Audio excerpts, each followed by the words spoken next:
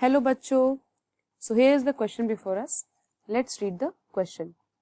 The question states, which industry depends on knowledge of wood anatomy?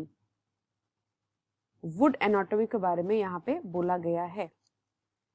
चलिए पहले हम देखते हैं यहाँ पे की कंसेप्ट इन्वॉल्वमेंट क्या है. यहाँ पे है थोड़ी सी बैकग्राउंड ऑफ सेकेंडरी ग्रोथ.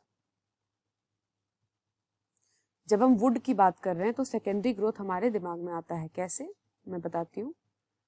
जब एक सिंपल प्लांट है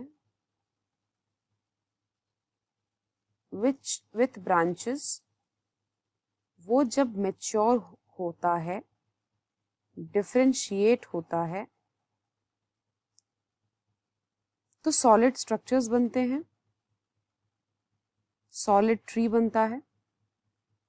ट्री का जो गर्थ होता है जिसे हम वुड बोलते हैं, ये वुड आता कहाँ से है? This comes from secondary meristematic activity of cambium. इस बेस पे जो वुड भी बनते हैं ना, वो अलग अलग कैटेगरी के वुड बनते हैं. जो वुड है, एक होते हैं हमारे स्प्रिंग वुड, एक होता है हमारा ऑटम वुड. बिकॉज सीजन्स अलग है, फॉर्मेशन अलग है, पैटर्न अलग है, इस वजह से दोनों का क्वालिटी भी अलग होता है. तो वुड एनाटॉमी का मतलब क्या हुआ कि जब आप वुड के इंटरनल स्ट्रक्चर्स के बारे में जान रहे हो, राइट, इंटरनल स्ट्रक्चर स्टडी, तो उसे हम क्या बोलते हैं? Would anatomy, right. इसे हम बोलते हैं वुड एनाटॉमी.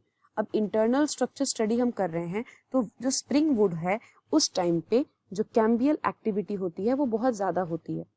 ओके, यहाँ पे कैम्बियल एक्टिविटी ज्यादा होती है बिकॉज ऑफ द सीजन. इसीलिए स्प्रिंग वुड जो है that are of a bit good quality. कैसे? मोर एक्टिव है, ज्यादा नंबर ऑफ वेसल्स बनाएगा. Spring wood forms more number of vessels with broad openings. ठीक है, ब्रॉड कैविटीज होते हैं, वाइडर कैविटीज होते हैं उनके.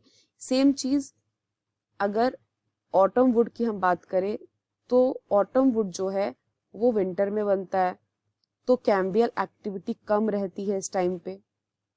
विंटर पे किसी का भी टेम्परेचर कंट्रोल्ड होते हैं मैकेनिज्म्स, तो टेम्परेचर की वजह से वैसे भी ग्रो नहीं कर पाती. अब कैम्बियल एक्टिविटी कम होती है, इसे हम बोलते हैं ऑटम वुड. और इसका जो वेसल्स है वो नहीं के बराबर होता है बिकॉज कैम्बियम इसका लेस एक्टिव था, और इस वजह से there is less need of vessels in this particular season for sap transport. तो very very less number of vessels यहाँ पे प्रेजेंट होते हैं क्योंकि उतना रिक्वायर्ड ही नहीं है सैप का ट्रांसपोर्टेशन इस पर्टिकुलर सीजन में.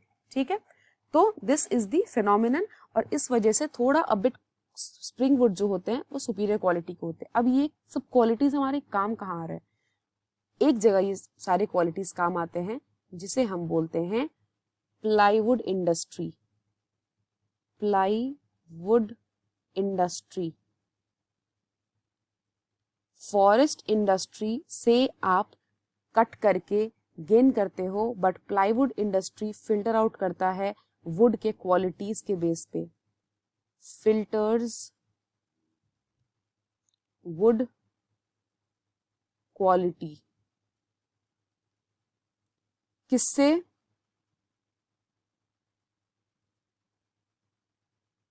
दे filter superior quality. Superior quality उन्हें चाहिए होगी, और सुपीरियर क्वालिटी के बेस पे वो उठाते हैं जिनके इंफीरियर है quality compare to their parameters of industry, वो नहीं लेंगे उसे। तो ये जो वुड एनाटमी है, अगर नॉलेज अच्छी रही तो ऑब्वियसली स्प्रिंग वुड का सिलेक्शन होगा, ऐसे वुड का जिनका वेसल्स अच्छा है, जो लाइट, जिनका डेंसिटी कम है, लाइट वेट है, तो ये प्लाईवुड इंडस्ट्री में काफी काम आता है। I hope you understood. Thank you so much.